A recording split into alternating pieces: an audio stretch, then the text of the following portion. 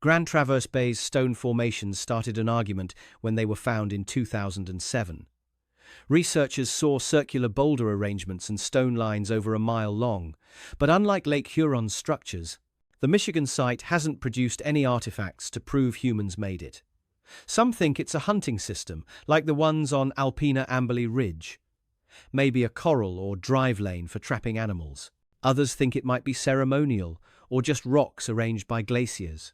The site definitely has patterns that look intentional, especially the circle, but without stone tools or charcoal or other human evidence, it's stuck in scientific limbo, too organized to dismiss, but too unproven to confirm. Adding to the mystery is one boulder with deep scratches that some say form the shape of a mastodon, which would be huge if real, but most scientists think it's just natural gouges that happen to look like something. 10,000 years ago, you could walk from Michigan to Ontario. No boat, no bridge, just your feet on dry ground. The path was a limestone causeway 16 kilometers wide, cutting diagonally across what is now the center of Lake Huron. You'd walk over rugged bedrock capped with glacial till, past shallow ponds and marshes, through forests of spruce and tamarack. The air would be cold, subarctic cold. The landscape would remind you of northern Canada today, a mosaic of open plains and patchy woodlands, the kind of terrain that caribou love. Today, that causeway is 120 feet underwater, the forests are drowned, the caribou are gone, and the land bridge, the Alpena Amberley Ridge, is a silent reef that only sonar operators and divers ever see. The transformation happened because of ice. 18,000 years ago, the Laurentide ice sheet covered the entire Great Lakes region. It was a wall of ice over 2 kilometers thick in places, heavy enough to press the Earth's crust downward like a thumb on soft clay. As the climate warmed, the ice began to retreat northward, and meltwater pooled in the basins it left behind, forming the ancestors of the modern Great Lakes. But the retreat wasn't smooth. Around 10,000 years ago, the ice uncovered a critical outlet, the North Bay Passage in Ontario. This was a drainage channel significantly lower in elevation than the modern lake outlets. When the ice dam broke, water in the Huron and Michigan basins catastrophically drained through the North Bay route. Water levels plummeted. This event initiated the Lake Stanley low stand phase. Low stand is the technical term for when a lake's water level drops far below its modern baseline. During Lake Stanley, the water in the Huron Basin fell to approximately 40 meters above mean sea level, a staggering 100 meters below where it sits today. The Alpena Amberley Ridge, which had been submerged under proglacial lakes, was suddenly exposed. It became a dry land corridor, and it stayed that way for over 1,000 years, from roughly 10,000 to 7,500 years before present. A millennium is a long time, long enough for forests to grow, long enough for animals to establish migration routes, long enough for humans to build infrastructure. Paleo-environmental reconstructions based on sediment cores tell us what the ridge looked like. Pollen analysis reveals spruce, tamarack, and birch, trees of the northern boreal forest. Microfossil assemblages, including testate amoeba, indicate sphagnum bogs and small Arctic ponds. The climate was cold, the summers short. This was a subarctic parkland, comparable to the modern tundra forest ecotone of northern Manitoba or the Northwest Territories. It was ideal caribou habitat, and where caribou go, hunters follow. But here's the paradox. When lake levels rise and coastlines advance, the surf zone usually destroys everything. Waves batter, ice sheets scour the bottom in winter. Coastal sites are pulverized long before they reach deep water. So how did delicate stone structures survive? The answer is what archaeologists call the Pompeii effect. The inundation of the Alpena Amberley Ridge wasn't violent. The transition from the Lake Stanley low stand to the later, higher Nipissing phase occurred as isostatic rebound, the slow rising of the Earth's crust after the weight of the ice was removed, gradually closed the North Bay outlet. Water levels rose, but the rise was relatively low energy. There was no storm surge, no catastrophic wave action. The ridge was gently drowned. Add to that the unique preservation environment of Lake Huron. The water is cold, averaging just a few degrees Celsius at depth. It's fresh, not saline, which means less chemical corrosion. It's oligotrophic, low in nutrients, which inhibits biological decay. Organic materials that would rot in months on land can survive for millennia in this environment. Acoustic surveys have confirmed the preservation quality. Researchers have identified submerged forests where tree roots are still anchored in the paleosoil, exactly where they grew 9,000 years ago. Layers of peat and gitya, organic lake sediment, are intact. Microdebitage, the tiny flakes of stone produced during tool-making, sit on the lake floor in the exact spots where they fell from a napper's hands. This is a time capsule. The hunting structures on the Alpena Amberley Ridge have remained untouched since the day the water covered them. Unlike terrestrial archaeological sites, which have been disturbed by millennia of agriculture, development and looting, these sites are pristine. And what those structures reveal is unlike anything preserved on land. 2 parallel lines of stone, 30 meters long, 8 meters apart, leading to a dead end. It's not a wall designed to keep something out. It's a funnel built to trap something in. This is Drop 45, the most complex and well-documented hunting feature on the Alpena Amberley Ridge. It sits in 37 meters of water, roughly 56 kilometers southeast of Alpena, Michigan, on a strategic bottleneck of the ancient land bridge. And it was engineered with a level of precision that challenges every assumption about what primitive hunters were capable of. The architecture of Drop 45 is not random. It's a purpose-built killing zone. The site is located on a narrow, upward-sloping isthmus less than 2 kilometers wide. To the west, a raised cobble pavement, a natural feature formed by wave action during earlier lake phases. To the east, a marsh. This geography creates a natural choke point, a place where migrating animals would be forced into a narrow corridor. The Paleo-Indian hunters didn't just use this bottleneck, they enhanced it. The core of the site consists of 2 parallel stone lines constructed on level limestone bedrock. The stones are local materials, glacial boulders and limestone slabs, ranging in size but all manageable by human hands.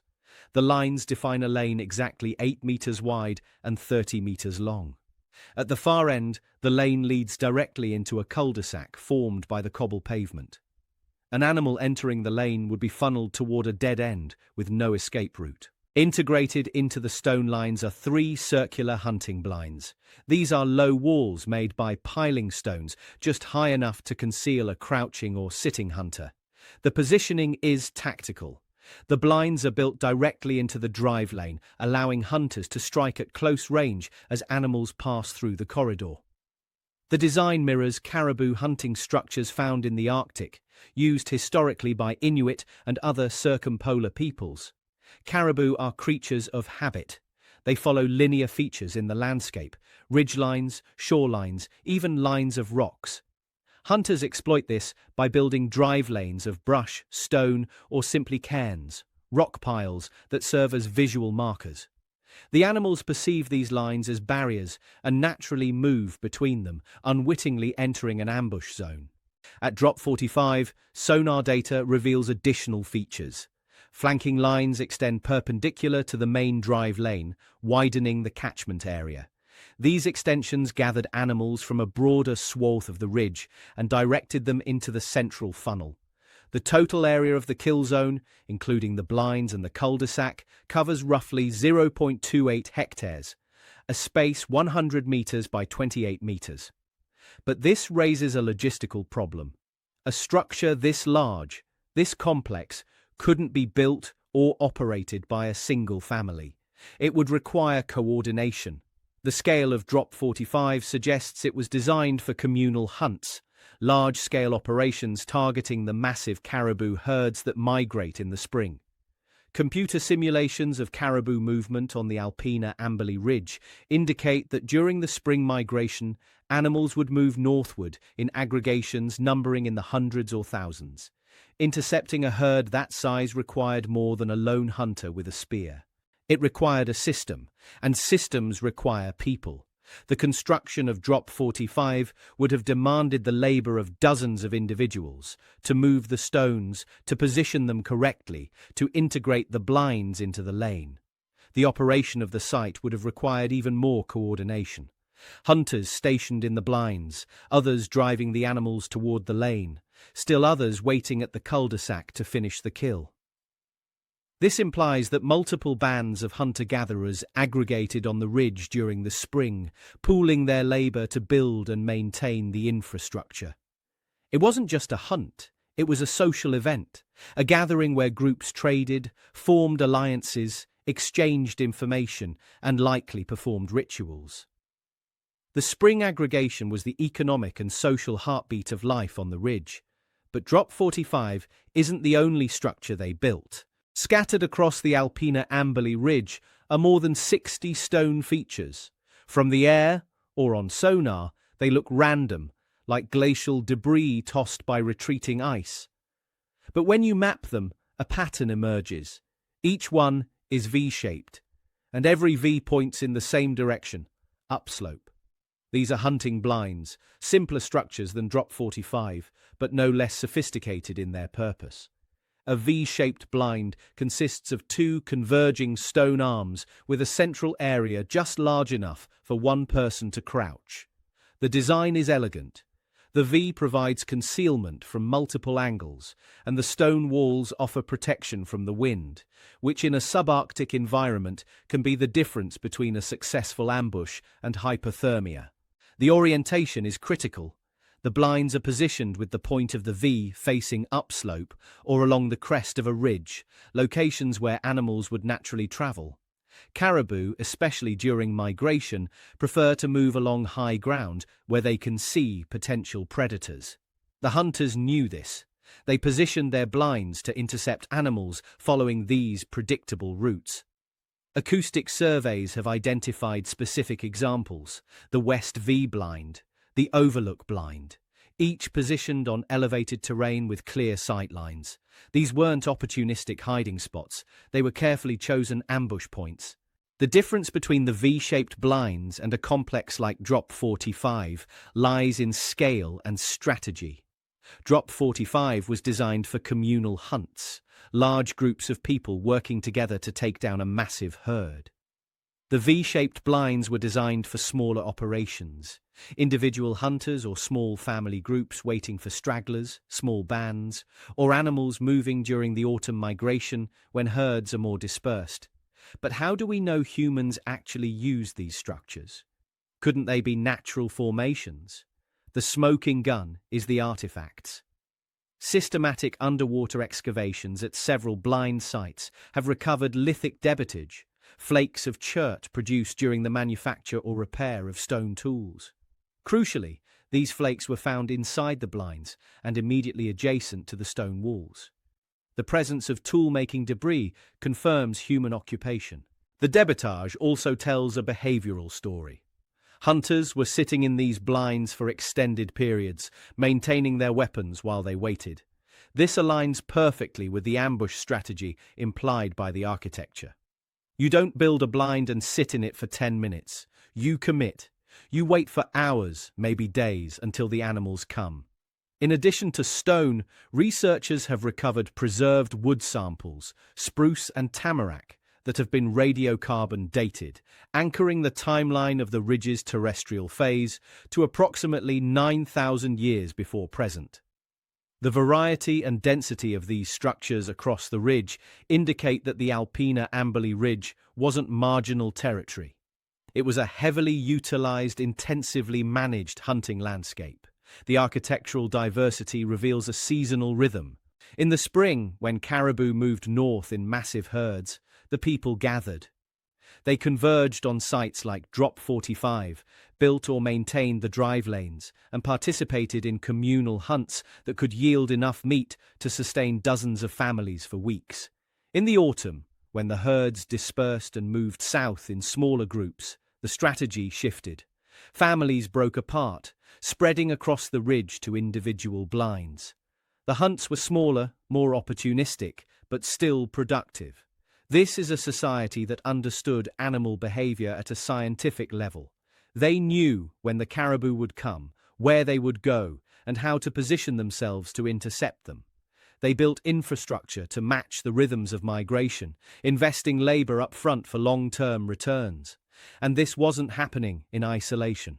60 structures across the ridge, multiple types of architecture, seasonal aggregation and dispersal.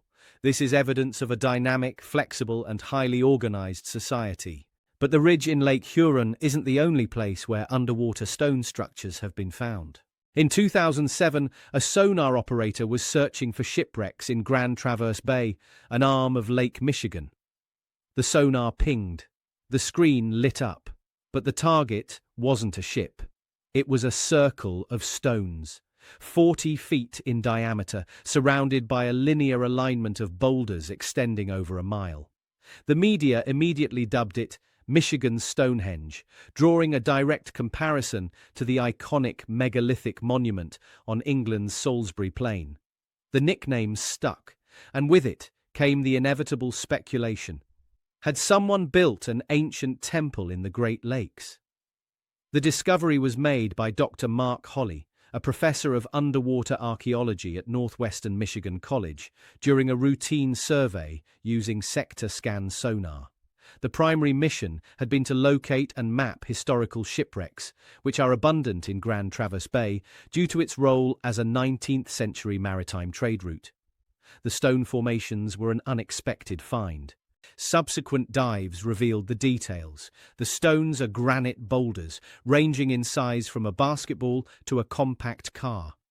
They're arranged in a circular or oval pattern, with the largest concentration forming a ring approximately 40 feet across. Extending from the circle is a linear alignment of stones stretching over a mile in length. The entire formation sits roughly 40 feet, 12 meters, below the surface. The Stonehenge comparison, while catchy, is misleading. Stonehenge in England consists of massive sarsen stones, some weighing 25 tons, carefully shaped and transported from quarries miles away. The Grand Traverse Bay stones are glacial erratics, boulders deposited by retreating ice sheets during the last glaciation. They haven't been quarried or dressed, they've been rearranged. Dr. Holley has consistently pushed back against the Stonehenge label. In interviews, he's clarified, it should be clearly understood that this is not a megalith site like Stonehenge. The site in Grand Traverse Bay is best described as a long line of stones. The comparison is one of shape, circular arrangement, linear alignment, not scale or engineering complexity. The chronology is tied to the same geological processes that exposed the Alpena Amberley Ridge. Approximately 9,000 to 10,000 years ago, water levels in the Lake Michigan basin were significantly lower than today. During the Lake Chippewa low-stand phase, isostatic rebound and the opening of glacial outlets caused lake levels to drop. The area now forming the floor of Grand Traverse Bay was dry land, a terrestrial landscape available for human occupation. The stones themselves were already present, scattered across the landscape by glaciers. The human contribution, if there is one, was rearrangement, moving the boulders into functional or ceremonial configurations. But what was the function? That's where the debate begins. Unlike the Alpena Amberley Ridge sites, which have clear hunting-related architecture and artifact confirmation, the Grand Traverse Bay Formation hasn't yielded definitive cultural material. No stone tools have been found directly associated with the structures. No charcoal for dating, no debitage. The underwater environment, covered in algae, mussels, and sediment, makes visual analysis difficult, and the depth complicates systematic excavation. Some researchers propose the formation could be a hunting structure similar to those on the AAR, a drive lane or corral system. The circular pattern might represent a holding area for animals. The linear alignment could be a guide lane, but without artifacts, it's speculation. Others suggest a ceremonial or social function, a gathering place, a territorial marker, or even a navigational landmark for canoe routes across the ancient lake. The problem is that these interpretations are equally speculative. The site remains controversial within the archaeological community. Verified? No. Plausible? Yes. It requires further investigation. The current scientific status is best described as unverified but intriguing. The formation exhibits patterns that are difficult to explain through purely natural processes, particularly the circular arrangement and the extended linear alignment. Glacial action can create lines of stones, but it doesn't typically produce circles. If the site is authentic, if it's human-made, it would expand the scope of underwater Great Lakes archaeology beyond caribou, hunting into potentially ceremonial or social dimensions. It would suggest that the early inhabitants of the region weren't just pragmatic hunters, but also builders of communal spaces. But without artifacts, the Grand Traverse Bay site occupies a liminal space, too patterned to dismiss, too unverified to confirm. And then there's one stone in that formation that, if authentic, changes everything. One boulder, 4 feet tall, 5 feet long, covered in deep scratches. When you look at them from the right angle, the scratches form a shape, a back, a hump, a head with a trunk hanging down, a triangular ear, not an elephant, a mastodon, an animal that's been extinct for 10,000 years. If the carving is real, it's one of the most significant archaeological discoveries in North America. If it's not, it's a cautionary tale about seeing patterns where none exist. The boulder in question was identified by Mark Holley's team during their dives in Grand Traverse Bay. The markings are incised, carved into the surface of the granite. They're not paint or shallow scrapes. They're deep grooves, cut with enough force to remove material. The resemblance to a mastodon is striking, at least to the human eye. The outline includes features that match the anatomy of Mammut americanum, the American mastodon. A high-domed back, a pronounced shoulder hump, a downward curving trunk, and what appears to be a triangular ear. Mastodons were common in the Great Lakes region during the late Pleistocene, living alongside humans until approximately 10,000 to 11,000 years ago. If the carving is authentic, it provides a terminus antiquem, a date before which, for the site. Humans would have had to carve it while mastodons still existed, or at least while the memory of them was still vivid. That places the creation of the image at the very end of the Ice Age, making it potentially the oldest confirmed rock art in the Americas. But authentication is the problem. The scientific community is deeply skeptical, and for several valid reasons. The first is pareidolia, the psychological phenomenon where the human brain perceives familiar patterns, especially faces and animals, in random stimuli. This is the same cognitive quirk that makes people see shapes in clouds or the face on Mars. Critics argue that the mastodon is nothing more than a collection of natural glacial striations, scratches left by rocks embedded in the bottom of a moving glacier, dragging across the boulder's surface under immense pressure. Glacial striations are common on granite boulders in regions that were glaciated. They can intersect at various angles, creating patterns that, with a bit of imagination, might resemble animals or other shapes. Distinguishing between intentional carving and natural weathering requires expert analysis, typically involving microscopic examination of the groove morphology, looking for tool marks, direction of cut, and evidence of intentional design. The problem is that petroglyph experts generally don't dive, and the underwater environment makes remote verification difficult.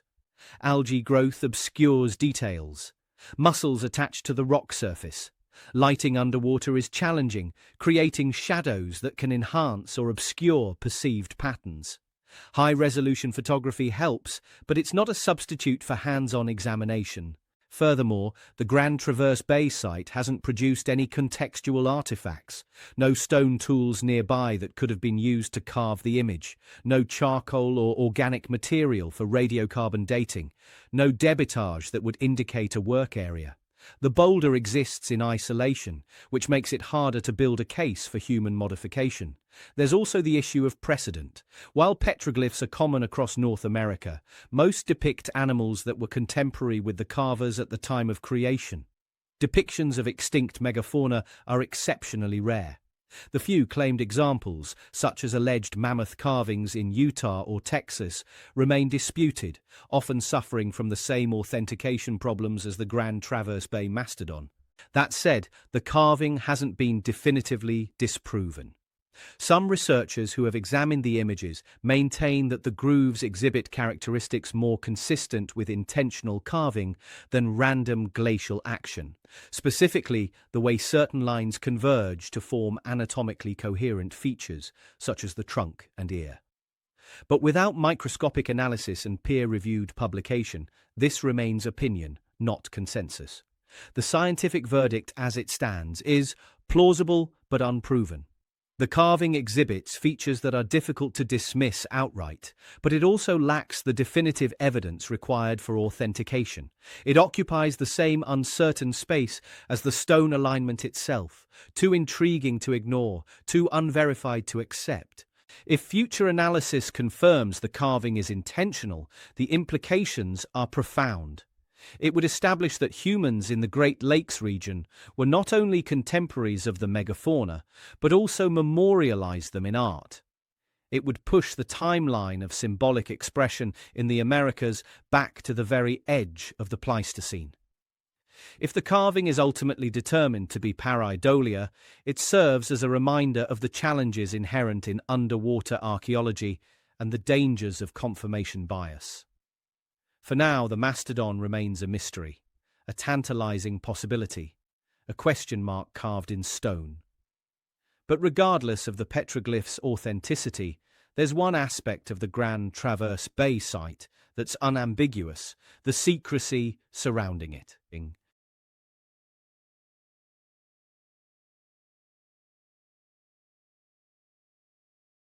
If you want to visit the Grand Traverse Bay site, you're out of luck.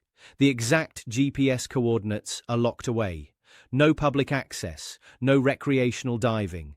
This isn't government censorship. It's not a cover-up. It's protection. And it's being enforced by the very people whose ancestors may have built the site. Upon discovering the stone formations, Mark Holley made a decision. He shared the precise location with the Grand Traverse Band of Ottawa and Chippewa Indians, the federally recognized tribe whose traditional territory includes Grand Traverse Bay. He did not release the coordinates to the public. The reasoning is straightforward and ethically sound. Archaeological sites are fragile. Underwater sites are especially vulnerable. Recreational divers, even well-meaning ones, can inadvertently damage structures, moving stones, disturbing sediment, dislodging artifacts. Sport divers have been known to collect souvenirs from shipwrecks and submerged features. The risk of looting is real. More importantly, if the site has cultural or spiritual significance to indigenous communities, it's not appropriate to treat it as a tourist attraction. Many tribes consider ancient sites to be sacred spaces, places where ancestors lived, worked, or performed ceremonies. Public access can be a form of desecration.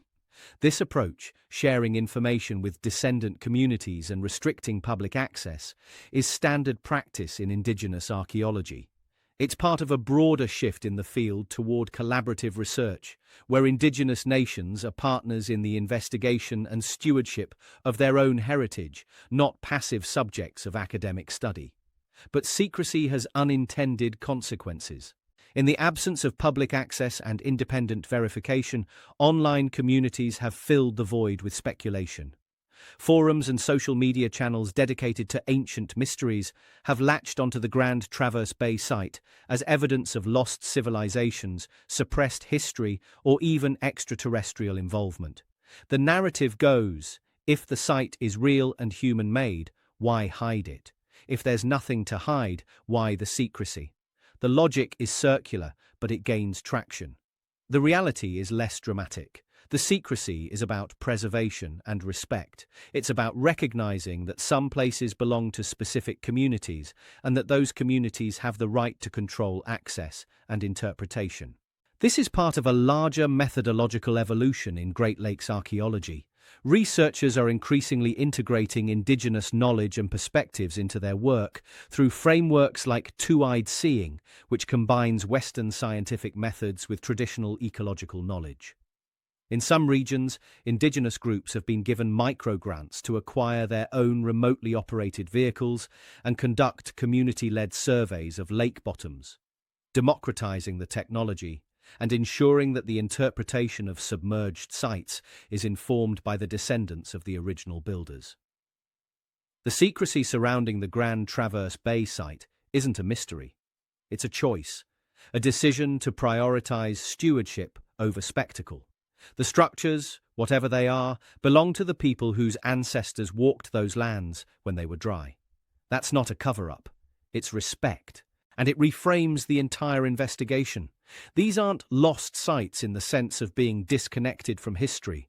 They're connected, directly, culturally, genealogically, to living communities. But the secrecy, the controversy, the unverified status of the mastodon carving, all of it has fueled one persistent question, repeated across viral headlines and YouTube thumbnails. How could humans have built this? Isn't it impossible? To answer that, we need to talk about physics. Stones the size of a compact car. That's how the Grand Traverse Bay boulders are described. It sounds impossible, moving something that massive without cranes, without machinery, without modern engineering. But here's the thing. A compact car weighs about 1.5 tons. The largest stones in Grand Traverse Bay weigh approximately 4 tons, and 4 tons isn't impossible. It's not even close. Let's start with material science. Granite, the type of stone found in Grand Traverse Bay, has a density of approximately 2,700 kilograms per cubic meter, or 2.7 metric tons per cubic meter. A boulder with a volume of roughly 1.5 cubic meters would weigh about 4 tons. That's the upper estimate for the largest stones in the formation. For comparison, the sarsen stones at Stonehenge weigh approximately 25 tons each. Some of the lintels weigh 7 tons. The trilithon stones at Baalbek in Lebanon weigh around 800 tons each. The average stone in the Alpina Amberley Ridge structures weighs less than 1 ton. Many are small enough for a single person to carry. The Michigan stones are orders of magnitude, smaller than true megaliths. But size is only one part of the equation. The real question is, can humans move a 4-ton stone without modern machinery? The answer, demonstrated repeatedly through experimental archaeology, is yes, and it's not particularly difficult if you understand the physics. The primary challenge in moving heavy objects isn't the weight itself, it's friction.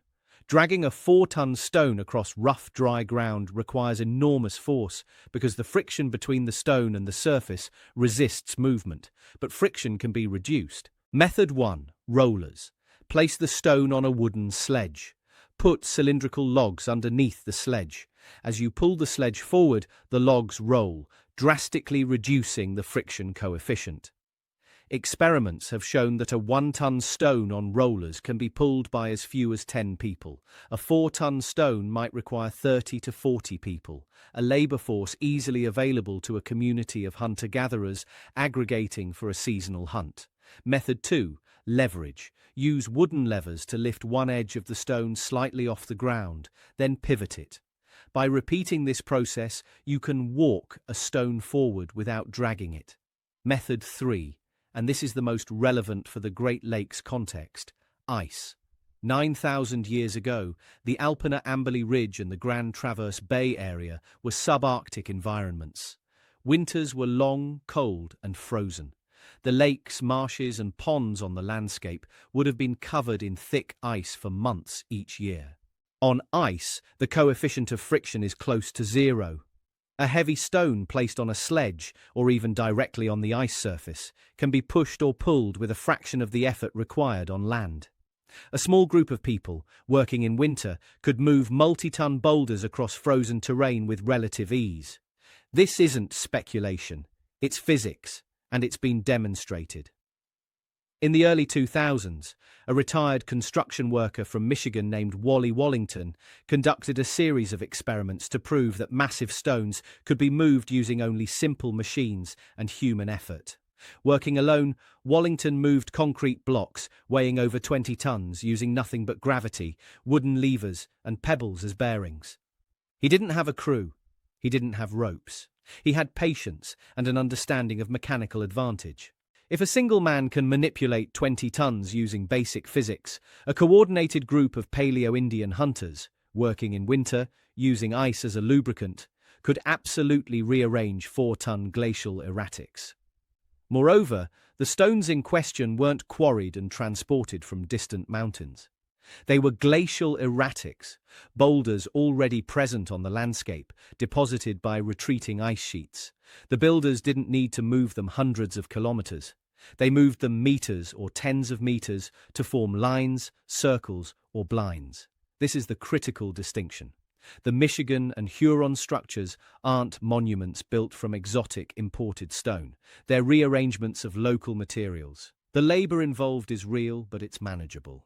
The term megastructure fits these sites, but not because of individual stone mass. It fits because of scale and extent. The drive lanes span hundreds of meters. The hunting infrastructure covers hectares. The social coordination required to plan, build, and operate these systems is the true engineering achievement. The wonder isn't that they moved impossibly heavy stones. The wonder is that they understood their environment well enough to manipulate it, to transform a natural landscape into a functional machine for harvesting caribou. The impossible narrative exists only if you imagine them dragging rocks through summer mud with their bare hands. But they weren't doing that. They were sliding stones across winter ice. They were using levers and rollers. They were working as teams. They were engineers. And the reason they went to all this effort, the Alpena Amberley Ridge wasn't just a land bridge. It was a highway. But the traffic wasn't human. It was caribou. And the humans didn't just use the highway. They set up toll booths. Caribou, Rangifer tarandus, are one of the most important animals in the circumpolar north. Historically and prehistorically, they've sustained human populations across the Arctic and subarctic for thousands of years. They're large, providing substantial meat yields. Their hides are thick and insulating, ideal for clothing and shelter in cold climates. Their antlers can be carved into tools. Their sinew makes thread. They are, in essence, a complete survival package. But what makes caribou especially valuable to hunters is their behavior. They're migratory. They move in predictable patterns, following seasonal routes between calving grounds and winter feeding areas. They travel in herds, sometimes numbering in the thousands. And critically, they follow linear features in the landscape. Caribou instinctively move along ridgelines, shorelines, and other natural corridors. When they encounter a line of rocks or brush, they tend to perceive it as a barrier and move alongside it or between gaps. This behavior can be exploited. For millennia, Arctic peoples have built drive lanes, linear arrangements of cairns, sticks, or stones designed to guide caribou into ambush zones. The Inuit call these structures inuksut. They don't need to be solid walls. They just need to be visible enough to funnel the animals. The Alpena Amberley Ridge during the Lake Stanley Lowstand was perfectly positioned to intercept migrating caribou. The ridge ran diagonally across the basin, connecting what is now Michigan and Ontario. Herds moving north in the spring or south in the autumn would naturally funnel onto the ridge. The narrow isthmus at Drop 45, bounded by a cobble pavement and a marsh, was an ideal choke point. The archaeological evidence confirms that the people living on and around the ridge were focused on caribou. Faunal analysis from terrestrial sites in the region shows heavy reliance on caribou during the early Holocene. The stone structures themselves, drive lanes, blinds, ambush points, are functionally identical to caribou hunting features found across the modern Arctic. But why build permanent infrastructure? Why not just hunt opportunistically? The answer is efficiency. In a low-population environment, encounter hunting, wandering the landscape until you stumble upon an animal, is inefficient and risky. You might go days or weeks without a kill. Intercept hunting, positioning yourself at a place where animals must pass, is far more reliable, but it requires knowing where the animals will be. The Alpena Amberley Ridge structures represent a high initial investment of labor, gathering stones, arranging them, testing and refining the design. But once built, they could be used for generations. The same drive lane that guided a herd this year would work again next year and the year after. It was infrastructure, capital investment in future returns. This is resource management on a landscape scale. The people of the Alpina Ambali Ridge weren't just reacting to their environment. They were modifying it, shaping it to improve their odds of survival. The implications go beyond hunting tactics. The structures reveal long-term planning and an understanding that the labor invested today will pay off for children and grandchildren. That's not primitive. That's sophisticated economic thinking. But a single family, working alone, couldn't build a structure like Drop 45. They needed help, and that means they needed a society. Building a 30-meter stone lane with integrated blinds requires dozens of people. Operating it, driving the caribou, manning the ambush points, processing the kill requires even more. So where did they all come from? The traditional model of Paleo-Indian society depicts small, highly mobile family bands, maybe 10 to 20 people, moving constantly across the landscape, rarely interacting with other groups. It's a model of isolation and independence, but Drop 45 doesn't fit that model. The structures on the Alpina Ambali Ridge tell a different story. Computer simulations of caribou migration across the ridge suggest that during the spring, herds would move northward in massive aggregations, potentially numbering in the thousands of animals. Intercepting a herd that size isn't a job for a single family. It's a communal effort. The scale of the infrastructure supports this. Constructing Drop 45, gathering the stones, transporting them to the site, arranging them into functional lanes and blinds, would have required at least 30 to 50 people working over several days or weeks. That's more labor than a single band could provide. The operation of the site would have required similar numbers. You need hunters in the blinds. You need people driving the caribou toward the lane, making noise, waving, creating pressure to move the herd in the right direction. You need butchers to process the carcasses. You need people to transport the meat, preserve it, distribute it. This is a coordinated, large-scale operation, and it implies social aggregation. The model that emerges from the archaeological evidence is one of seasonal gathering. During the spring migration, multiple bands of hunter-gatherers would converge on the Alpina Ambali Ridge. They would pool their labor to build or maintain the hunting structures. They would coordinate the hunt, and then they would share the harvest. But the gathering wasn't just economic, it was social. When bands aggregate, they trade goods, they exchange information about distant territories, about where resources are abundant, about dangers. They arrange marriages, strengthening alliances between groups. They perform rituals, reinforcing cultural identity. The spring aggregation on the ridge would have been the social heartbeat of the region, the time when isolated bands reconnected with the larger community. Archaeological evidence supports this interpretation. Excavations at some of the ridge structures have recovered not just lithic debitage, but also charcoal and ash, indicating the presence of hearths. People weren't just hunting here, they were living here, at least temporarily. The presence of tool-making debris, thumbnail scrapers, quartz flakes, suggests active habitation and the maintenance of equipment. The distribution of artifact types also hints at trade networks. Some of the stone materials found on the ridge are non-local, sourced from quarries hundreds of kilometers away. This implies either long-distance movement by individuals or exchange between groups. But if the spring was a time of aggregation, what happened in the autumn? The archaeological record shows a different pattern. The smaller V-shaped blinds scattered across the ridge are better suited for intercepting small groups of animals or stragglers. These structures could be operated by one or two hunters, solo or family-sized groups. This corresponds to the autumn migration, when caribou herds are more dispersed and families would have broken apart to cover more territory. The social rhythm, then, was one of expansion and contraction. Spring, aggregate, hunt communally, socialize. Autumn, disperse, hunt individually, prepare for winter. This is a dynamic, flexible society, not a static, isolated collection of wandering families, but a complex network of bands that shifted their social organization in rhythm with the seasons and the movements of the animals they depended on. The sophistication lies not in the stone structures themselves, but in the social systems that enabled their construction and use. the ability to coordinate labor across multiple groups, the ability to plan for future seasons, the ability to share the harvest without descending into conflict. That's the real engineering. But how do we know all this? How can archaeologists reconstruct social behavior from stone piles underwater? The answer lies in the technology that made these discoveries possible. In 2005, mapping the floor of Lake Huron required a sonar rig worth $68,000, a research vessel, and a team of specialists.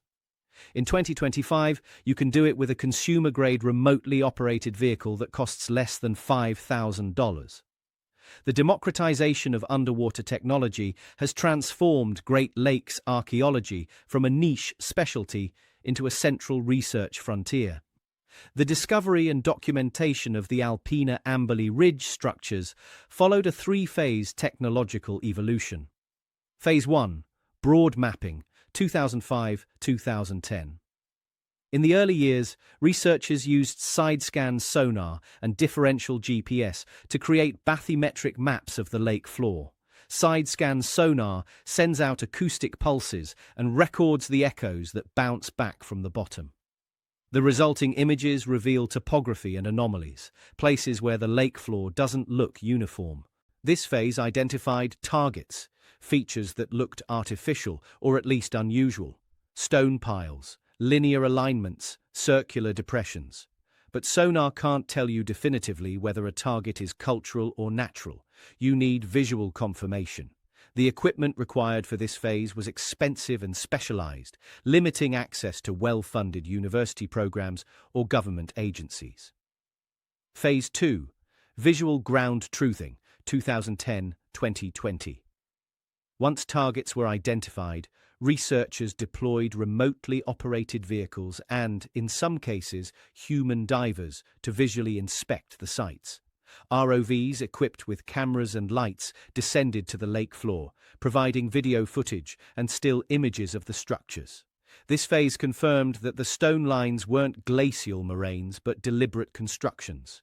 It also allowed for limited artifact collection, including the recovery of lithic debitage and wood samples. The technology during this phase was still costly, but becoming more accessible. High-frequency sector-scan sonar and compact ROVs reduced costs from the $68,000 range to around $15,000 and $30,000, bringing it within reach of smaller institutions. Phase 3, virtual reconstruction, 2020-present. The current phase leverages artificial intelligence, 3D photogrammetry, and virtual reality.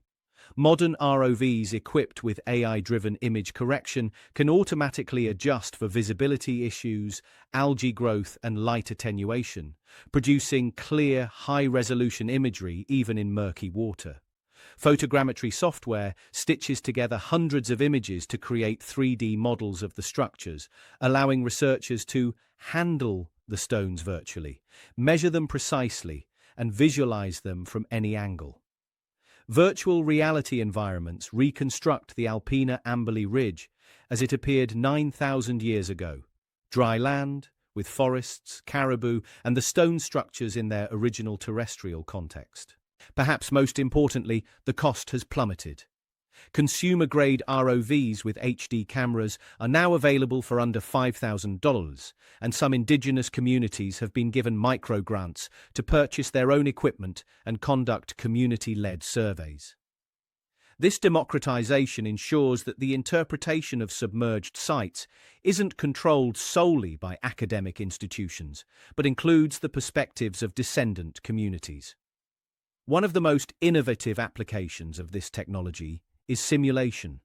Researchers have built virtual models of caribou behavior using cultural algorithms and influence maps. These simulations test how caribou would move across the ridge under different environmental conditions and structure configurations. By running thousands of iterations, the software can predict where additional hunting structures might be located, significantly narrowing the search area in the vast expanse of the lake floor. The technology isn't just finding structures, it's building understanding. Virtual reconstructions allow researchers to step into the past, to see the ridge as the hunters saw it, to test hypotheses about how the structures functioned. and the democratization of the tools ensures that this research is collaborative, inclusive, and grounded in multiple ways of knowing. The upcoming 2026 Society for Historical Archaeology conference in Detroit is expected to showcase the latest findings, including new sites identified through predictive modeling and additional artifact recoveries from existing structures. But even as the technology reveals more, one question remains unanswered. If these structures were so effective, if the people who built them were so sophisticated, why did it all end? What happened to the caribou? And what happened to the people who depended on them? When coastlines advance and water levels rise, the usual result is destruction. The surf zone, the turbulent, high-energy boundary between land and water, is a relentless grinding machine. Waves batter, ice scours. Coastal sites are pulverized long before the water gets deep enough to protect them. So how did the delicate stone structures on the Alpina Ambeli Ridge survive intact for 9,000 years? The answer is, they drowned gently. The inundation of the Alpina Ambeli Ridge was driven by the same geological processes that had exposed it in the first place, but in reverse. During the Lake Stanley Lowstand, water drained through the North Bay outlet in Ontario, a low-elevation passage opened by the retreating Laurentide ice sheet. This kept lake levels in the Huron Basin around 100 meters below modern levels. But isostatic rebound, the slow rising of the Earth's crust after the weight of the ice was removed, was ongoing. As the crust rebounded, the North Bay outlet gradually rose, reducing its capacity to drain water. Eventually, it closed. When the outlet closed, the lakes had nowhere to drain. Meltwater from the remaining ice sheets, combined with precipitation, caused water levels to rise. The transition from the Lake Stanley phase to the later Nipissing phase involved a rise of over 100 meters, but this rise occurred over several thousand years, roughly from 7,500 to 4,500 years before present. From a geological perspective, that's rapid. From a human perspective, it's slow. We're talking about a rise of a few centimeters per year, maybe faster in some intervals, slower in others. Fast enough that within a few generations, the landscape would look noticeably different. Slow enough that there was no catastrophic flood, no single apocalyptic event. Critically, the energy of the transgression was low. There was no massive storm surge pushing water violently inland. The water rose quietly, flooding marshes, filling depressions, submerging forests. The surf zone, when it existed, was likely mild, protected by the geometry of the basin and the limited fetch, distance over water, for waves to build. This gentle drowning allowed for extraordinary preservation. Tree roots remained anchored in the paleo soil. Peat layers stayed intact. Microdebitage, the tiny flakes of stone from tool making, remained exactly where they fell, and the stone structures, built to withstand caribou, not waves, survived. The cold, fresh, oligotrophic waters of Lake Huron further aided preservation. Cold water slows bacterial decay. Fresh water is less chemically aggressive than salt water. Oligotrophic conditions mean low nutrient levels, which inhibits the growth of organisms that might otherwise colonize and disrupt the structures. Archaeologists have described the result as a Pompeii effect, a landscape frozen in time at the moment of its abandonment, preserved under a protective blanket of water. Unlike terrestrial archaeological sites, which are vulnerable to agriculture, development, looting, and erosion, the submerged sites of the Great Lakes have been protected by their inaccessibility. Until the advent of modern underwater survey technology, they were untouched, pristine. The preservation is unique, a global rarity. Terrestrial Paleo-Indian sites are often heavily disturbed, with artifacts scattered or destroyed by millennia of environmental and human activity. The Alpina Ambeli Ridge sites, by contrast, are exactly as they were left. The water didn't destroy the past, it preserved it. But when the water rose, the people were already gone. They hadn't fled the flood.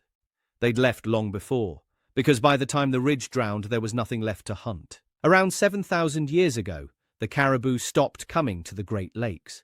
The structures on the Alpina Amberley Ridge were still there, functional, well-maintained, ready to intercept the spring herds. But the herds never arrived. The infrastructure had become useless, and the people had no choice but to adapt or leave. The disappearance of caribou from the Great Lakes region wasn't sudden. It was a gradual process driven by climate change and ecological succession.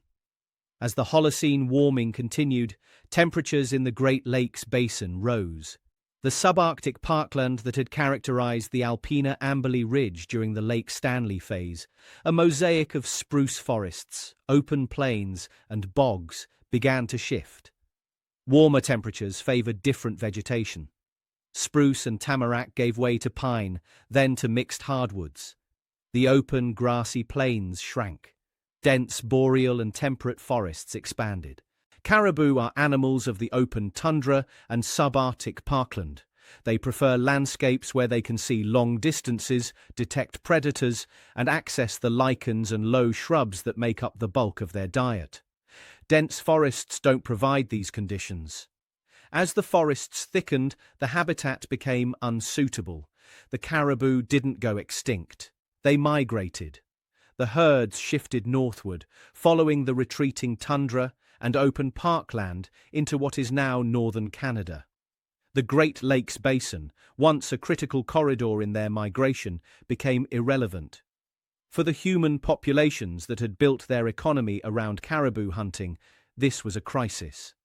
The drive lanes and hunting blinds, which had represented generations of labor and knowledge, were now obsolete. There were no herds to intercept. But this wasn't the end of human occupation in the region. The archaeological record shows that populations adapted. They shifted their focus to other animals, white-tailed deer, elk, smaller game. They increased their reliance on fishing, which became more productive as the lakes warmed and fish populations expanded. They diversified their diet, incorporating more plant foods, nuts, and seasonal resources. The transition from the Paleo-Indian period to the Archaic period, which occurred around 8,000 to 7,000 years ago in the Great Lakes region, reflects this economic shift. The toolkit changes. Projectile points become smaller, more suited to deer than caribou. Ground stone tools used for processing plant foods become more common. The settlement pattern shifts from seasonal aggregation sites like the Alpina Amberley Ridge to more dispersed year-round base camps. The abandonment of the ridge structures wasn't a failure. It was an adaptation. The people didn't collapse. They changed. The story of the Alpina Amberley Ridge is a story of human resilience in the face of environmental transformation. The people who built the hunting infrastructure were sophisticated enough to recognize when a strategy was no longer viable and flexible enough to adopt new ones. The caribou vanished not because they were overhunted, but because the climate changed the landscape. And when the landscape changed, the people changed with it.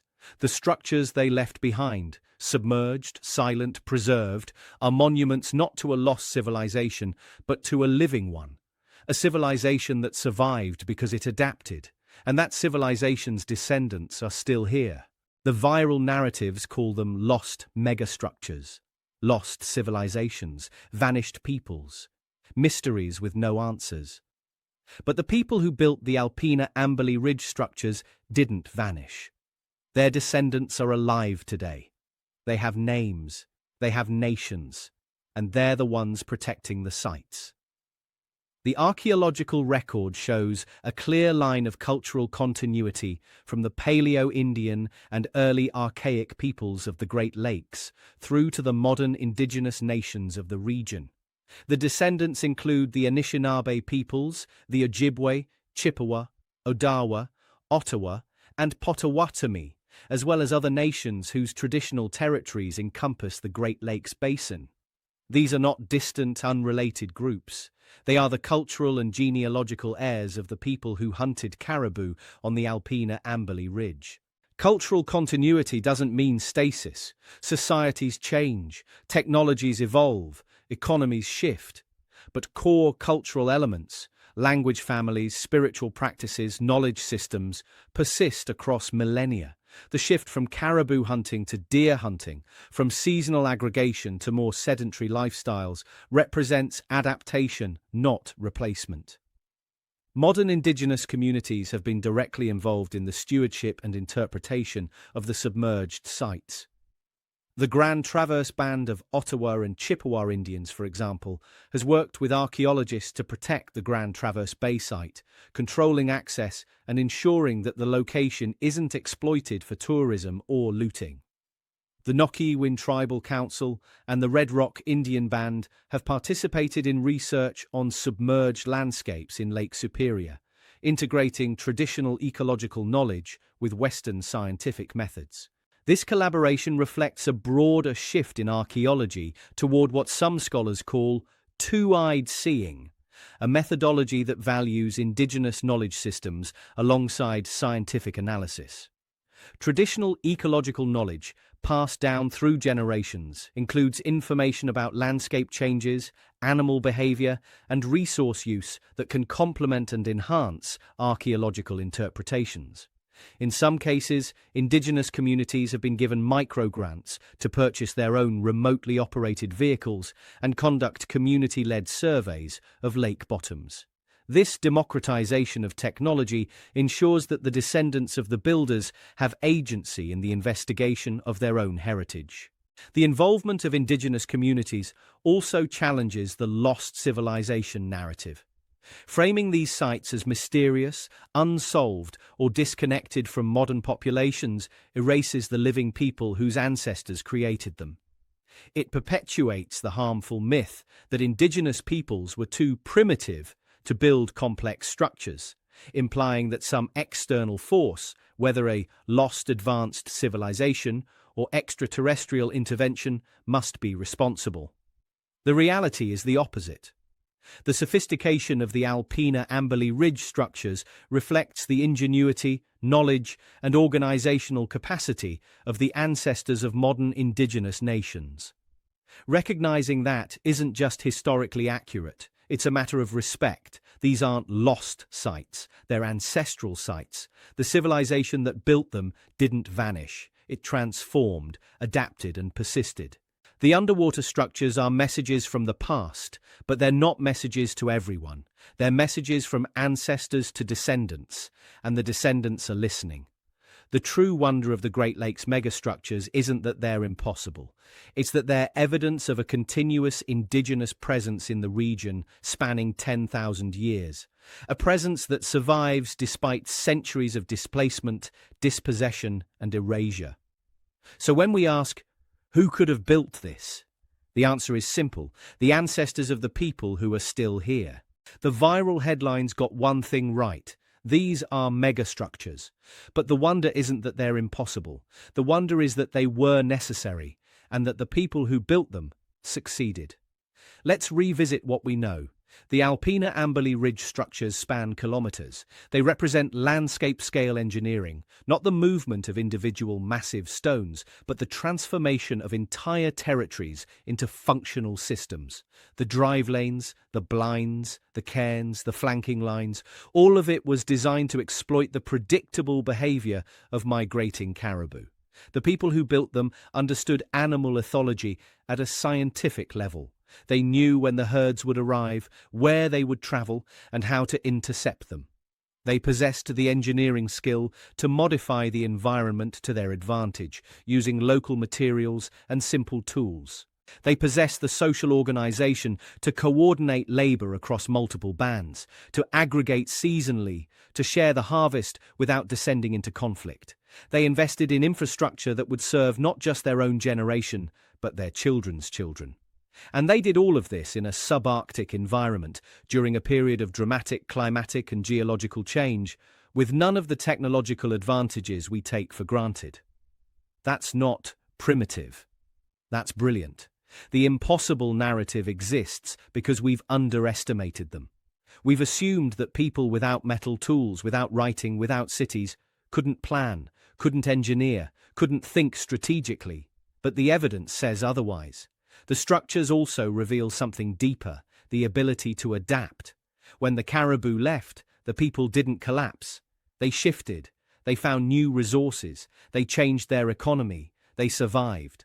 What we're discovering now, through sonar and ROVs and virtual reconstructions, is just the beginning. Predictive modeling suggests there are more structures out there, still hidden under the silt and algae. The 2026 Society for Historical Archaeology conference will present new findings, new sites, new interpretations, new technologies. But the most important discoveries aren't technological. They're conceptual. Every submerged site we find, every artifact we recover, every structure we map, challenges the stories we've told about the past. It forces us to revise our assumptions about who could build what, when, and why. The lost civilization is indigenous North America itself, a civilization that has been systematically erased, dismissed, and underestimated for centuries. The Great Lakes structures aren't evidence of aliens or Atlantis. They're evidence of human ingenuity, of cooperation, of long-term thinking, of resilience. And that's the real story worth telling. The viral claim humans could never build this is backwards. Humans did build this. And the fact that it seems impossible to us says more about our assumptions than it does about their capabilities. So here's the final question, the one we should carry forward. What else have we dismissed as impossible simply because we couldn't imagine it? What other achievements have we overlooked? What other histories have we erased? Because we assumed that the people who came before us weren't smart enough, weren't organized enough, weren't human enough. The stones beneath Lake Huron suggest an answer. We've underestimated them at every turn, and we're still catching up. The remotely operated vehicle ascends. Its lights fade into the blackness above, leaving the stone lanes of Drop 45 in silence once again. 9,000 years of silence, interrupted only by the occasional curious fish, the slow drift of sediment, the cold currents moving across the ridge. But the silence has been broken. The structures are no longer unknown. The people who built them are no longer invisible. These aren't mysteries. They're messages. Messages from engineers who conquered ice. From hunters who read the land like a text, who understood that survival required more than strength. It required knowledge, cooperation, and the willingness to invest in a future they might not live to see. Messages from societies that gathered and dispersed with the seasons, that adapted when the world changed, that didn't need alien help or lost civilizations to achieve what seems to us impossible. They had human intelligence. They had social cooperation. They had necessity. And now, as we face our own era of climatic transformation, as coastlines shift and ecosystems change, perhaps we should pay closer attention to what they left behind. Not as a mystery to solve, but as a lesson in resilience. The impossible was never impossible. We just forgot to look underwater.